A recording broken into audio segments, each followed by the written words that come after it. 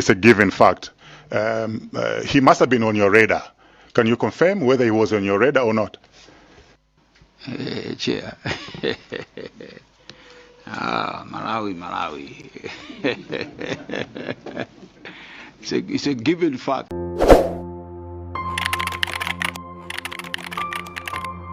Nyasa Block. Tikulandeni kwina kulikonse kumene muli pano pa Nyasa Block. Padakali pano takubweresani gawo lachiwiri la kafukufuku amene wa ndege ya Chikangawa. Ndi takhala ndiwepo kuti timve kuti mboni ya lero yabwera ndi zotani pamene kafukufuku akupitirira. Pastor Ngwira, good afternoon. Chair, permission to engage. I have 2, if not 3 questions only. Permission to engage the witness. I wanted to take you from your presentation, page 1, bread number 2. I was reading it. I want you to help me understand. At around 11 a.m., thereabouts, you got a call from Kia Station, your station officer, who informed you that at the airport they had activated the Joint Aviation Operation Command Center, which had involved all key stakeholders because they couldn't trace the whereabouts of the plane that had carried the late Vice President. I want you to, what started? They only told you that they have already certificated. The moment your officer got the news that the airport couldn't, aviation operation team couldn't trace the plane carrying the late Vice President. You didn't get any information. What you're telling us is that you only got it when they had already activated the search. Is it correct? Chair, I help me to understand the question properly. Okay, Chair, let me rephrase it like this. You, according to your presentation on bread number 2, you were informed the formation of joint activation team. So my question is, prior to that, it means your officer, as the DOR of your office then was, got the information maybe earlier. At any point, they never informed you or any of your officers. You only got the information that they have already activated the search, they've already formed a team. That's my question. Chair, thank you very much, Honorable Member. I think maybe just to understand from the point of view of, because what our officers do at the airport is what we call travel control. And basically to make sure that the systems at the airport are working, to assist those agencies that have a hands-on, responsibility. Now, the reporting, the command structure, because this officer normally does not report to me, and I don't know, probably he did well to report to me, because by this time I had not been informed by any the particular department that he reports to or the region on the ground. But also suffice to say, as I get it earlier on, the Director General's office is a consumer of processed intelligence. You don't go to the Director General without having something concrete. Just like the Director General cannot go to the President without, having a proper picture. At this time, this, for me, I may not be sure about the time, and you must forgive me that. But this was the first time that I heard that the plane was missing from this officer. All right, thank you. Put it that way. Okay, thank you, Chair. Let's go straight to blade number 5 of your presentation.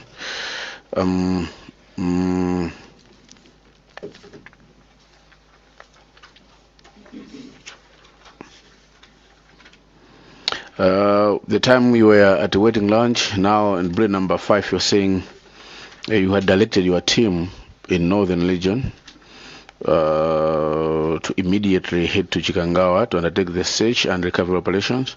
So to the IG, and the time we were briefing the president, the Joint Operations Command reported that had already started off on their way to search and on the ground. Why I'm interested on bullet number 5 because your presentation, through chair, it's silent if you had any officer, or you have, or I don't know, I shouldn't say you have because you're no longer there.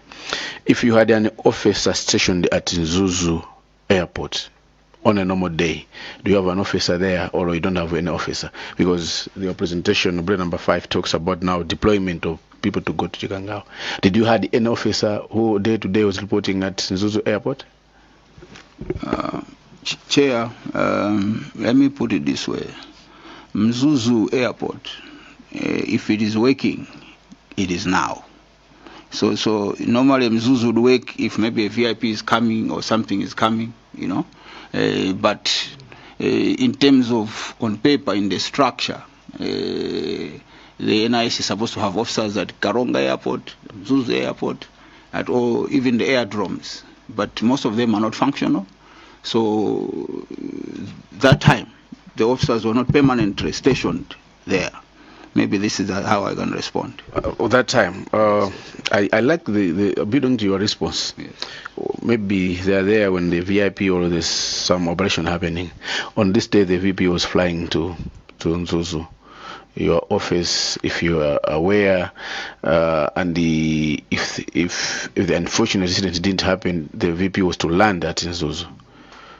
Was any of your officers deployed on this particular day at the Nzuzu Airport? Chair, I think as I had earlier indicated, they may have been deployed, but that is the, how do I put it? That is the operational command of the regional intelligence officer, where he doesn't have to inform the DG where he has deployed. But normally, they should have been deployed. Even at the funeral of Honorable Kasambara, because, you know, it was a state funeral. They may have been deployed. And they never, I understand the office receive hundreds of reports every day. You don't remember receiving any report if there was any officer who was at Nzuzu Airport and whatever events were happening there on this day? So, Chair, in Mzuzu, only the regional intelligence officer is mandated to report to the DG. So they may have reported to the regional intelligence officer something, but if my memory serves me right, before I heard from the station officer in Kia, because remember what they were expecting, if it has failed to land in Mzuzu, it is supposed to return in Lilongwe. So when it didn't return, that's when they activated the Joint Operation Command Center. I remember correctly, I think it was in the boardroom of ADL at Kia there. You know. Other than before then, I had not received any report from any officer from Zuzu. Okay, let's go quickly, Chair. Bullets, I'll combine the question on the search and recovery, bullet number 7 and 8, where you're saying you deployed a team. I want you to confirm that NIS participated in the search. Yes, NIS participated in the search. Chair, I wanted to take you, maybe before that, if I read and hear you very well, you are saying most of the issues said it's what others came here and already said, like Joshua Valera and others. It means you were following the proceedings and you're able to know what others say, is it? Yes. The ones that I mentioned, I followed. Chair, I want to take you to presentation submitted by the General Dr. Paul Valentino Pili, page 5. Page 5 of Dr. Valentino's presentation. For the sake of maybe you allow me, Chair, if you want me to read it for the witness to know, because On page 5 of this presentation, which General Valentino submitted here, on the breed number 9, search and rescue operation, it's talking about the teams which participated in the search. And on the team, the efforts, I'll read it. The mission was placed under the command of Brigadier General Richard Jagonabanja, the then command of 101 Brigade, headquartered in Blanta, in Zuzu rather. The search efforts comprise personnel drawn from the Malawi Air Force, 3rd Battalion of the Malawi Rifles, 3MR, and the troops already deployed in Chikangawa Forest Reserve under Operation Tetezankarango, the Malawi Police Services, and other emergency responders also joined the operation. Police operations were coordinated by then Northern Region Commissioner of Police, Mr. Richard Ruhanga. It's silent about your team, about NIS or regional office of NIS if participated. Do you have any comment on that? Although that's how it's supposed to be, that they're not supposed to mention NIS? Chair, that is exactly that, Chair. So that is why, maybe let me put it this way. You find even a lot of police operations where they have even arrested people. They will never mention NIS. But you find that the intelligence has come from NIS. But even in deploying, NIS is not supposed to announce or even, because sometimes NIS looks at how those who are doing the operations are conducting themselves. So everybody is a target of NIS operations. So you don't announce that we are here. Chair, maybe that's how I can put it. On the team which this is last Chair, the teams we deployed, at what time did they stop the search or participating in the search? I would be lying if I say I recall the time or that I was briefed exactly what time they stopped. Because there are conflicting reports. Police and others, they say the code of the search on the 10th, and the army commander in his submission, page 6, he told this community that at some point he got a call in the evening from Mr. Sean Kampondeni asking about if the report that they had ordered the search to be discontinued was true. And he answered it was not true, as the soldiers were not given such orders. According to the army commander, the search continued throughout the night. So you had 5 teams. Did you get any report at any point, even in your report, if you participated throughout the night with soldiers, or the search was indeed called off? Chair, that's all. Chair, let me put it this way. I remember being part of that, a bit of that conversation, because even some of us were a bit alarmed that the search had been called off. So the commander, even to myself, indicated, because I also asked, he said, no, the military have not stopped. And for the police, we were told that because they were not prepared, and understandably, even in other jurisdictions, when it goes to certain terrains, it is usually the military that are equipped to go in certain terrains to do the search and operations. So, yes, that is something that I remember, because it was a few phone calls that went to and fro. Thank you, Chair. So, I have a burning question, which probably should prompt further questions. So under Section 4, subsection F, the NIC, the NIS has an explicit statutory mandate to provide security to the VVIPs. Is that correct? Can you switch on your mic? Very correct. By law, Chair, very correct. So how was the VP classified by NIS? Was he a person of interest in terms of security to you? Chair, I'll try to respond, although I would have loved if this conversation happened elsewhere, because it concerns security of the VVIPs. But all the agencies are involved in protecting VVIPs. The challenge that we have is because of our political history. If Chair, you may recall, from the one-party state, if the state was accused of repression, one of the instruments that is said to be part of that is what was called the special branch, which is the ancestors of the NIS. So the transition from one-party state to democracy, the movement of intelligence from the police, somewhere, somehow, it was not handled maybe in a very systematic way, such that that's why you find that the intelligence moved from the police in 2000.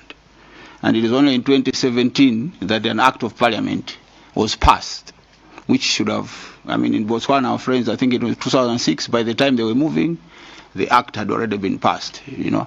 So this is, of course, it has improved very much. Systems are able to work together. But certain officers, let's say if a minister, they tell him, well, bring an intelligence officer to be part of your security. Most, they don't want, because they think people want to spy on them, you know. But from our own way, we are able to protect those VVIPs, because most of the protection, Chair, for VVIPs, in as much as people think it's about guns, and it is mostly the information, Chair, that is able to help with threat assessment and the like. So working with the formations that actually protect the VVIPs. So the office of the Vice President, his security team, was working with the officers in terms of security, but they were not physically deployed within his office. So I want an outright answer. The office of the NIC, does it provide intelligence to the office of the VP in the same manner that it does to the state president? Chair, that is a question that even in America, which is a 300-year democracy, the president has to decide who receives the briefs. And the different presidents, for example, in the US, that's why you find somewhere a mention of a national security strategy. Another president will say, it only comes to me. Another president will include the Secretary of State, will include the Vice President. Here, the challenge with the Act says the DG shall report to the President. But also, the service provide what we call departmental intelligence to other agencies upon request, but not to politicians. For example, Homeland Security may have an issue. So intelligence from the DG's office to the secretary, PS for that office, the PS may decide whether his minister need to know, because that has to be at a technical level. But to report to the principle of that system, the law as constructed here in Malawi does not allow that. Thank you. Only to Parliament. The service also reports to Parliament, of course. Thank you, Chair. So I want the clear-cut answer. Is it yes or no? Malawi, no, Chair. Sorry, I've still got the floor. So, meaning to say that the National Intelligence Service was not aware of any threats that were posed to the VP in any other circumstance apart from this trip going to Mzuzu. Is that correct? No, that wouldn't be correct, Chair. Were you aware of any other threats that were posed to the VP? We were not aware of any other threats, Chair. But that doesn't mean we had no capacity to be aware. Maybe let me put it that way. Because intelligence deploys and corrects intelligence in many ways, which, as I said, Chair, earlier on, maybe going a bit further than that is like putting how the system operates on the open, which I know my successor would not like. No, I definitely appreciate that. The VP, was he a threat to government?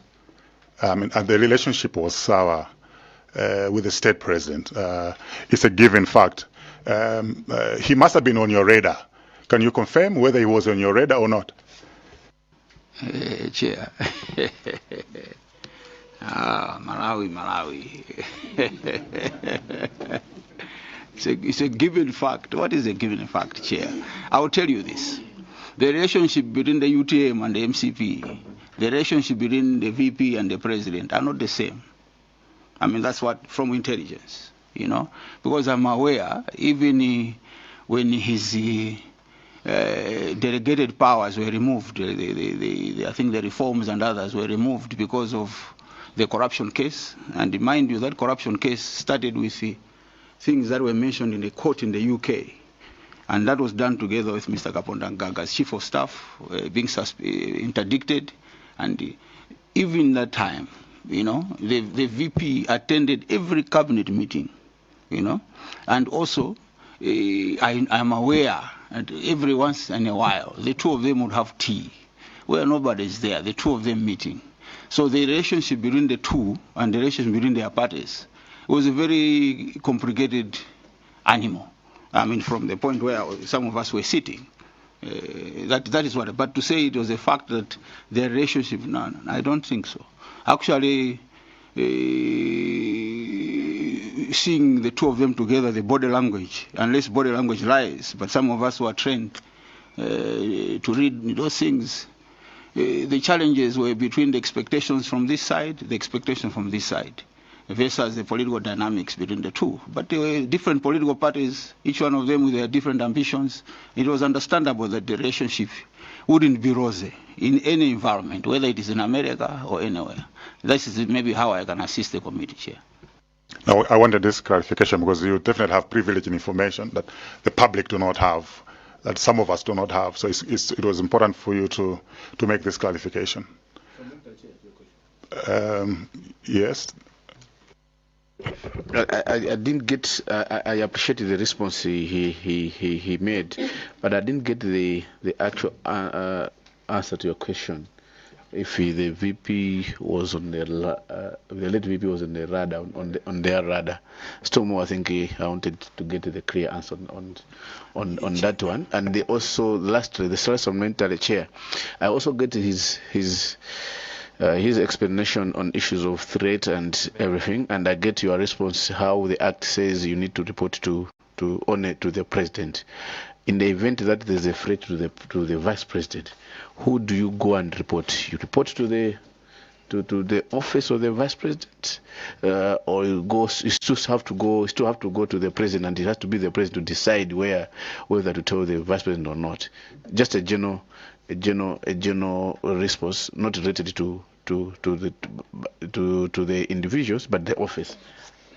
That's what, Chair. Chair, the VP was not on the ladder of NIS as a target of NIS operations. The VP was government. You know, the VP was part of government.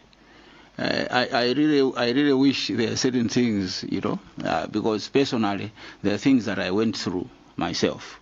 But the VP, that's why even those people who maybe were in public functions where the VP was there, some of us, he would actually call me, you know, call me to greet me. I would be worried because I was one of those people who was being accused that I work for the VP, although I was DG for National Intelligence, you know. So the VP was never on the radar, unless if he had been a threat, you know, maybe to the president or a threat to the government, to the constitutional order. But that had not arisen, Chair, if I may correct properly. Thank you, Chair. And then maybe there's the one on if there were particular threats. Chair, the security of the president, or should I say the security of the presidency, the head is the guard commander. Because some people, when they look at the guard commander at State House, they think he's only responsible for the security for the president. The ones that are protecting the vice president, the second vice president, their boss is the guard commander at State House. Now, on a threat, the guard commander at State House, at operationally, because threats, they are very evolving. You know, certain threats may need you to act within seconds, within minutes. So you can't wait, let me report to the president. It doesn't work like that. So you have, that's why the operational systems speak to each other. besides the leadership. But also, as I indicated, there was always contact as well with those protecting the vice president. And I pray, and I know it must be the same scenario now, that between those protecting the vice president and the service are speaking. You know, even if it is a minister, there is a threat to the minister. The security for the minister must be made aware, because those are the people that are going to remove the threat, or maybe respond to the threat. And later on, you can be reporting to the leadership of what has transpired. Thank you very much. Thank you very much. Nkatabe North and Blantyre Malabada, then Mwanza Central.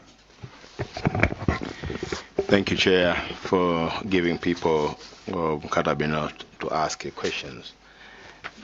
Yeah, Minister Ngwira, I've got 2 questions. Yeah, first of all, is on these particular days of the crash, did the NIS has got any record of investigation? And if yes, can this be made available to the committee? First question. Secondary is you described the resulting conspiracy theory and call for violence, including allegation that youth were offered alcohol and money to attack the funeral convoy. As a result, serious threat to the national security. Did NIS conduct or contribute to any investigation into who was behind the incitement at the time? Thank you, Chair. Chair, investigations, police conduct investigations. We gather information for intelligence, sometimes even to assist the police in their investigations. I differentiate that because the police will be gathering evidential, maybe to go to court and and the like, whilst for the purposes of intelligence is to neutralize the threats or to see what can be done to improve the systems, things like those. So yes, there are reports. Actually, what I have been reporting is coming from those reports that I can recorrect, because I don't have access to those reports now, and that is more than 2 years ago. And considering, Chair, that now I'm mostly about vessels and my farm there, farming bananas and other things. So I wouldn't want to be misplacing names and what, but I am sure in those reports some names are there. Even on the Nchew incidents, some names are there. And if maybe I was very, very certain about how the committee or this nation can protect me, some of these names I may recorrect, but knowing where we live and where I was born, I've been in the service from 1997. The safest way, Chair, just to respond to Nkatabe North, if the committee wants access to these reports and praying that the service will cooperate properly, they are available there. They should be able to avail them to you. That is because some of them is basically by way of memos going to the president. Some of them are field reports coming to the departments that prepare those memos. So the DG, because he's the one who has a mandate to decide what may be a risk to national security, me, I'm outside. I can only give advice here and there. Thank you very much, Chair. Thank you. Let me just follow up on the conspiracy theory, because you mentioned in your report there was a conspiracy theory, and it started at the scene when Mr. Valera returned to join the group. That's what you're writing. One of the political leaders of Afford shouted, "This government wanted to kill my father, and now they have killed Chilima." He's saying this ignited cries by some women from his party, some from UTM, that the MCP had killed the late vice president. And you're saying this was the root cause of the conspiracy theories. Would you be able to recall or tell the committee the name of this leader of Afford? Because there is evidence there that we would like to pursue and get to the bottom of the matter. Chair, for now I'm just a villager, Chair, and I beg your indulgence. as I said, all this intelligence is there, you know. They should be able to give you, Chair. But also, when you look at certain public pronouncements, you know, and then you find out who was there, you know, on that time, you are able to deduce, Chair, you know, on the who made these things, you know. But I maybe to say it was a root cause, it's an overstatement. Maybe if I put it that way, maybe it's wrong. But it was the start. It was the start, not the root cause. Because even at the SIWA, the day the SIWA was declared, sorry for me to say this, there were members of certain political parties, including the ruling party. You know, when they came, you know, normally when you come at the SIWA, I correct this now because the way it was reported. You come to the SIWA, then you go and sit down, just like everybody. But it was like an operation. You have 8 or 10 top leadership talking to so many people, you know. And I think some of the leaders, maybe of UTM, may correct some people talking to them by way of voice condoling, but also raising certain questions. And you know, normally officers will make sure that they are in earshot of certain things.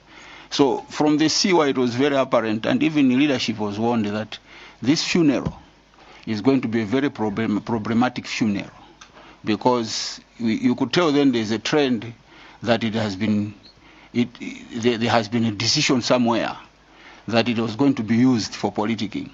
Sorry for me to say that, Chair. As blanket as it is, Chair, and hoping that by the grace of God, I am still safe.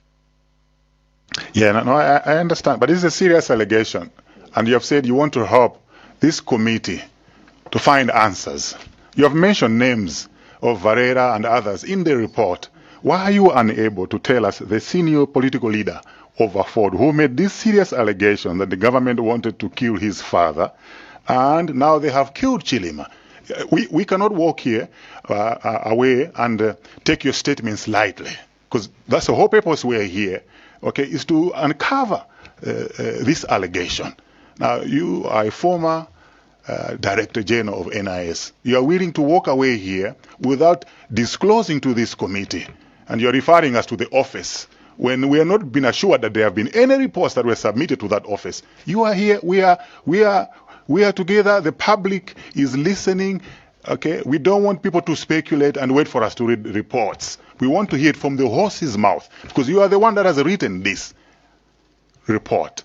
Would you be kind enough or generous enough to advise us who made these allegations? Chair, let me put it this way, Chair, and I really understand, you know, that the committee needs the information.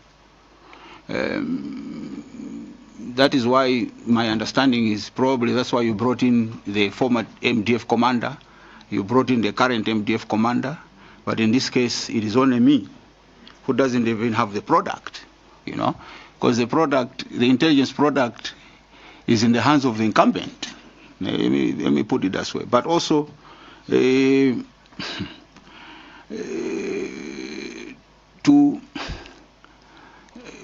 have used the word generosity, Chair. Generosity must be measured, you know. And when I leave this place, I get into my car, go home. It is me. I am alone. And with the knowledge that I have, Chair, from the history of intelligence, whether here in Malawi or elsewhere, you will allow me, Chair, not to mention those names. I mentioned the Varelas and the like because I was referring to what they reported to this committee. But maybe the other nuance is that I am not making allegations. I was asked to bring intelligence as I recorrect it, you know, and this is what I brought you. Now it is up to the service to say, the former DG was lying. You know, we don't have that, you know, because they are in the government, and your committee has a mandate to engage them. That this is what I can advise, because at least they are protected, you know, if I recorrect the way I was protected when I was in the service. Thank you very much. Yes, sir. No, I appreciate that, and it's unfortunate that you don't want to divulge any information for security reasons. That's what you're saying. You're worried about your security. But yeah, supplementary. Yeah. Thank you so much, Honorable Chair. I had similar question. The question you asked former DG, I had the similar question. Now, to be honest, Honorable Chair, we are all Malawians. We are here because of what you said in 9 and 10. Because I want to quote your words, conspiracy theories. We are here because of this. If there wasn't this, we wouldn't be here. Yeah? So we need to get to the source. And the start of the conspiracy theory is with this leader, which is mentioned, from what you have said. So, Chair, I wanted to request, since it looks like the former DG will not tell us the name, is it possible for the committee to write whoever so that they can actually give us the name? Because we need to interview this so that we get to the root of the whole issue. And also, Chair, riding on this advantage you gave me, I would also want to, in that letter, because it looks like the DG will not tell us, the former DG will not tell us, we should also ask about the political parties that kind of sponsored violence in Iweyo, so that we have those names as well, and then we pursue the issue. So, Chair, I wanted to request, if the former DG will not tell us, but we should pursue this issue as a committee, so that the issue is actually settled. And if I remember very well, the Madam Mary Chirima also complained about the risk that she experienced when she was going to the funeral. So this is quite important that the committee should actually look into. So I wanted to make that suggestion since I think my questions, because I had the questions you have, but I think the former DG may not tell us at the moment. Thank you, Chair. No, we will follow up. I don't want us to belabor the point. We will follow up. And the problem is that he's making this personal statement because he was on the site, and we don't know whether he made a report to NIS to this effect that even if we write NIS, they would confirm this fact. That's the challenge that we have. The other challenge I have is the allegations he has stated here are bordering on the root cause of the crash. Okay? Yes, we will be concerned about what happened in Iweyo. That's incidental. Things have happened. But we want to get to the bottom of the matter, the root cause of the problem. And unfortunately, he is not able to divulge any names at this stage. So, as a committee, as you have guided, we'll try and find means. But I don't want to belabor the point. I think the matter has been made. It's very clear that it's something we need to follow up.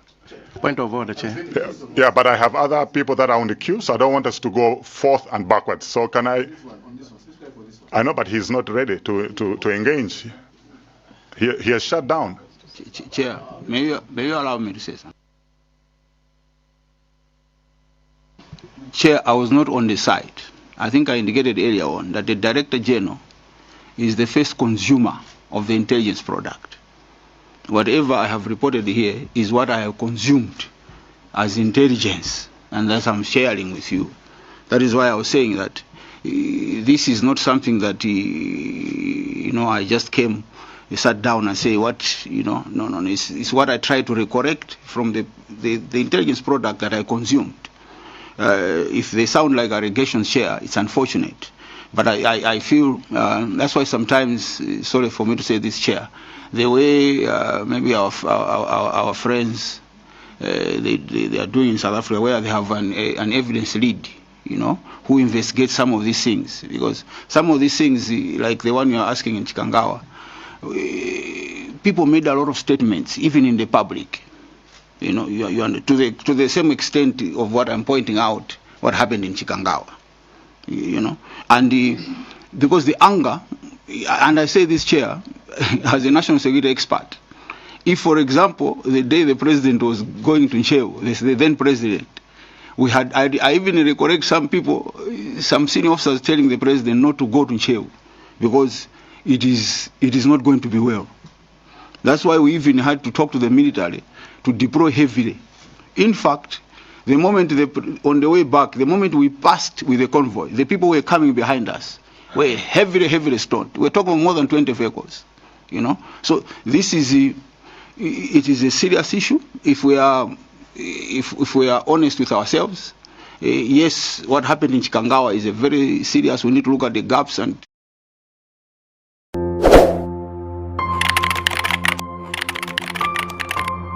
Nyasa Blog.